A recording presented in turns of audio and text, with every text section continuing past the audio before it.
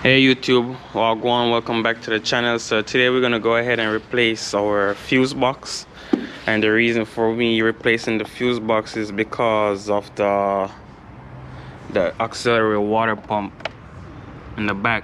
So you might have seen me working this car before. I changed the auxiliary water pump, and the car, I guess, it shorts out the fuse box, because when I change it, the car run good, and then customer come back for the fuse blown again. So I guess it's the fuse box is shorted out. I already diagnosed the problem, I already tested.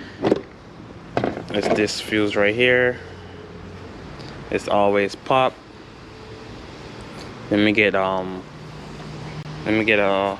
pliers or something to take that out. So you can see, I don't know if you can see, but it's pop.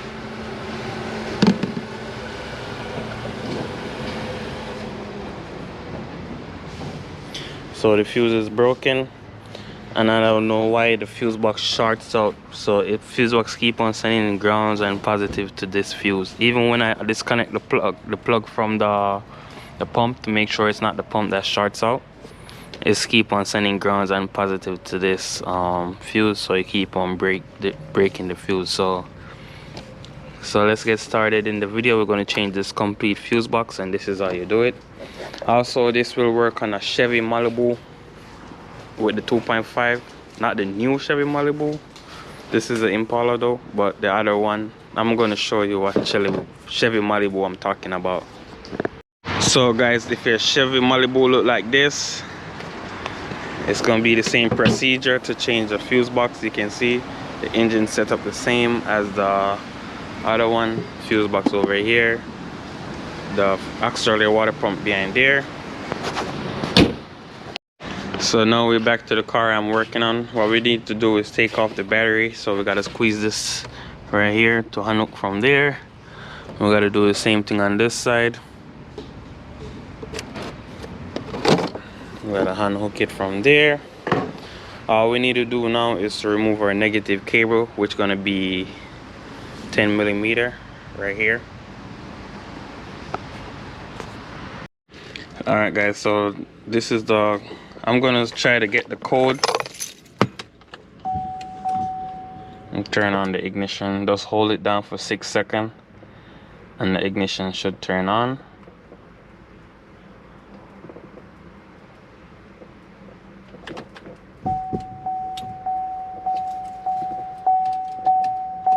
And turn it off and hold it down. We're not trying to start the car, we're just trying to turn on the ignition. So there we go. We're gonna scan the car.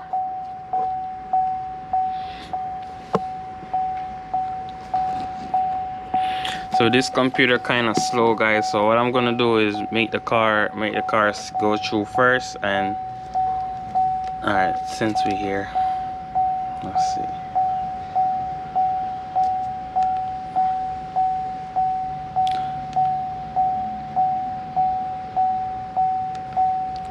So this is the code it give, B269A, and heater cooler pump control circuit open. So that's just showing there's an open in the line, but the reason why there's an open in the line is because the fuse keep on pop, and the fuse keep on popping because of the not the component, not the pump itself, because we changed the pump already and it run good and then it come back. So now it's this right here.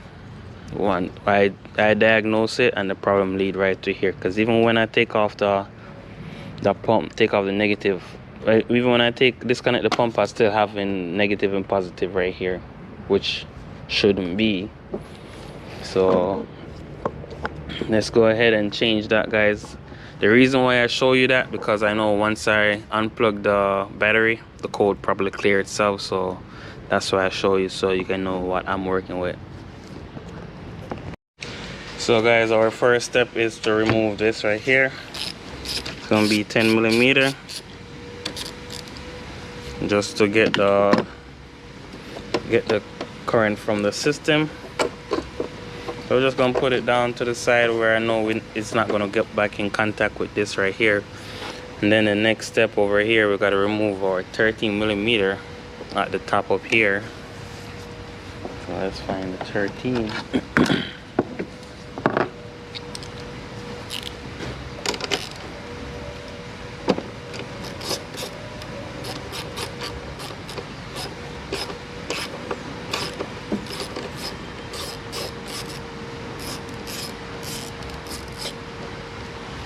Alright, so now we remove our 13mm.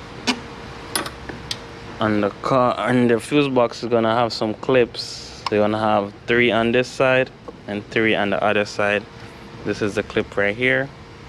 You can see my finger pull it back just like that. I'm gonna get a flathead screwdriver for that. So I have my flathead screwdriver. I'm gonna hold right here and pull up on it and pry that, pry that, pry it on this side too.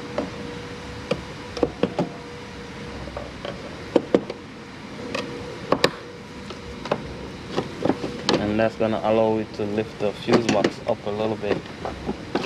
So on the other side of the fuse box you have some screw. And guys, I have a used fuse box, so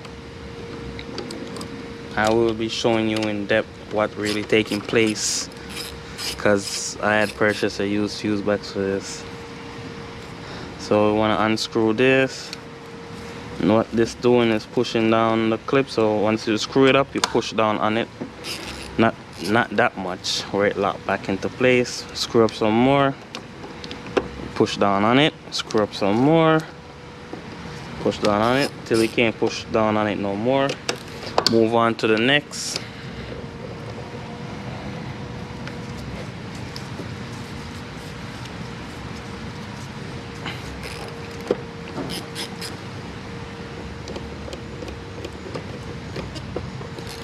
All right, on to the next.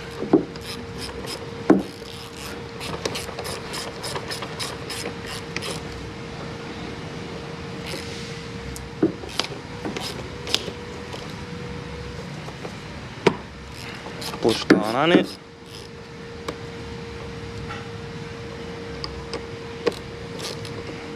Push down on it.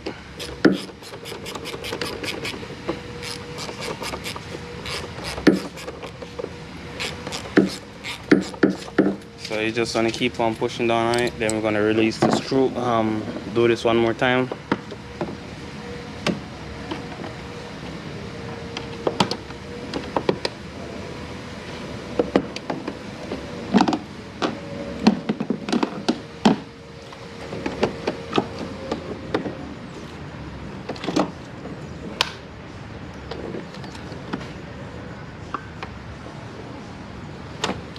Alright, we're gonna lift this up right here. We're gonna remove this 10mm, right? This 13mm right here. This 13mm.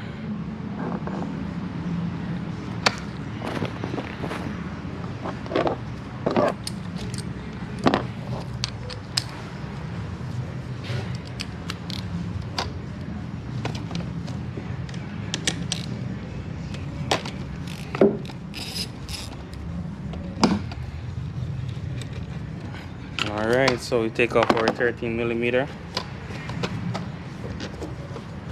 Alright, so now we can take up our fuse box. So we have to screw and push some more, because this one's still holding. Alright, so now we take that off. So these screws screw into this, as you can see. That's what the fuse box look like. So I'm gonna go ahead and get the other fuse box that I ordered, which is used. So guys, you just want to match the layout of the fuse box with this layout of this fuse box to make sure it's the same fuse box you got. And then these are the clips that you saw me unclip in the video earlier on in the video. So I'm just showing you because this fuse box is out.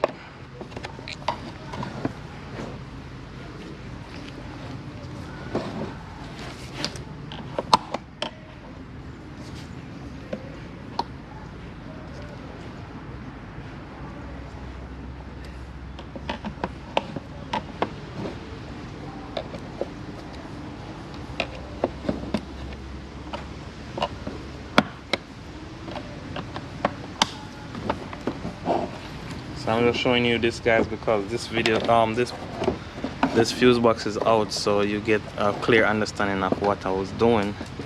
Alright, so now that we got this part out, we didn't take off this part on our fuse box, so we're gonna take this part off. It's gonna be 13mm as well, but let me show you what I did with the 10mm. So hopefully you can see it. So I'm going to unscrew the 10mm.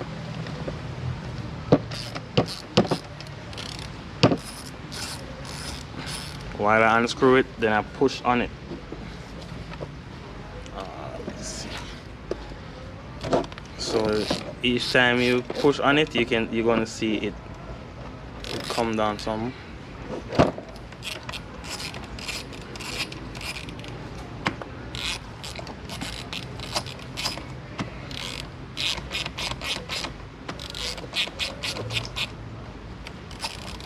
So you can see it moving until you can take this off. So that's why I unscrew it, then I push on it. So we're gonna unscrew this screw right here, and this screw is kind of different. This nut is different from the rest of the nuts. So this nut have like a locking thing on it, so it's gonna be tight all the way out and all the way in. So just be prepared for that. So guys, we're gonna just take this off. Try not to mix up this with any other screw, with any other nut, and then we're gonna put this one on in the same spot we take it off from.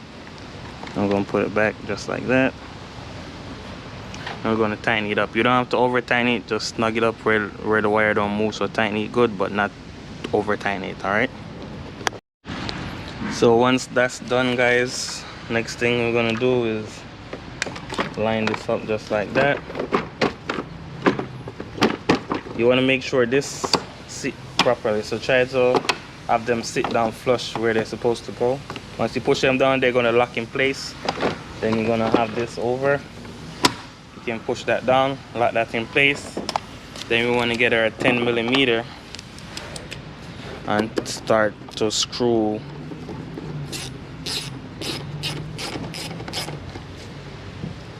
So what this is gonna do is connect it back together. So it's gonna plug back the switch.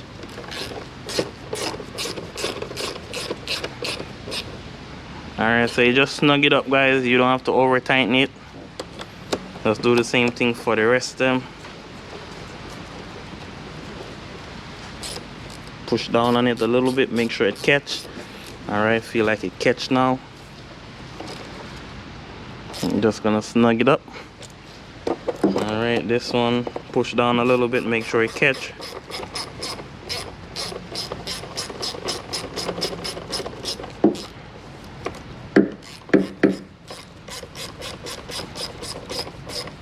Alright, this one feel like it catch now. So that's how you do it, guys. Just tighten it up. You don't have to over tighten it, just snug it up. Once it's snugged up, you're good. So that's it for that part of the video. We're gonna go ahead and connect this part right now. So it's gonna be 13mm.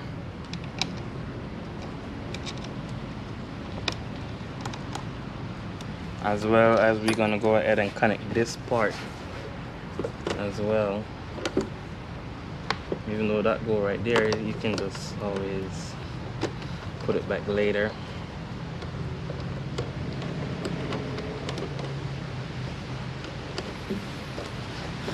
Alright, so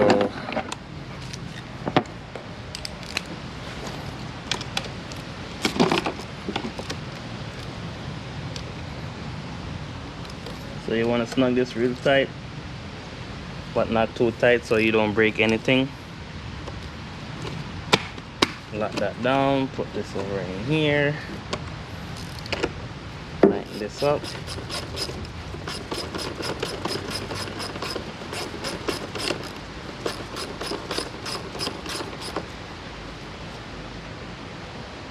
Snug that up too, but don't over tighten it. And what we gotta do now is put on our thing right here, our negative cable, 10mm.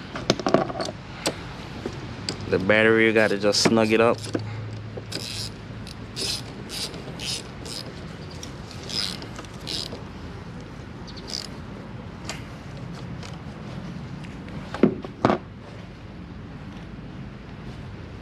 We're gonna get our fuse box and install our fuse box cover. So this is from the used fuse box I got.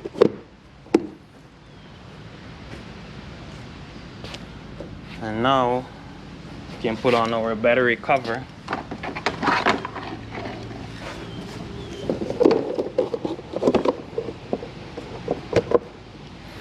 And before you put on your battery cover, you want to double check your work, make sure everything is good. Once everything is nice and tight, you can just snap them back in. And now we're gonna go start the car, show that the car start, and you don't need to reprogram anything in case the dealer says so.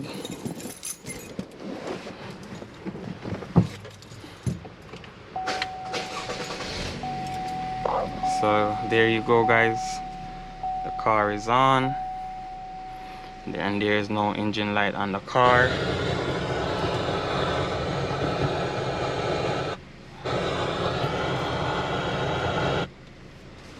As well as there is no code, because the battery, once you disconnect the battery for such a long period of time, the computer gonna clear itself. So yeah, guys, that's it for this video. Please go ahead and like, comment, share, subscribe to the channel, and let's grow this channel together. You can support the channel by just subscribing to the channel, give it a like and comment.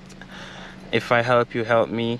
And also, if you can donate to the channels, you can support the channel with the links in the description. All right, peace out, see you next time.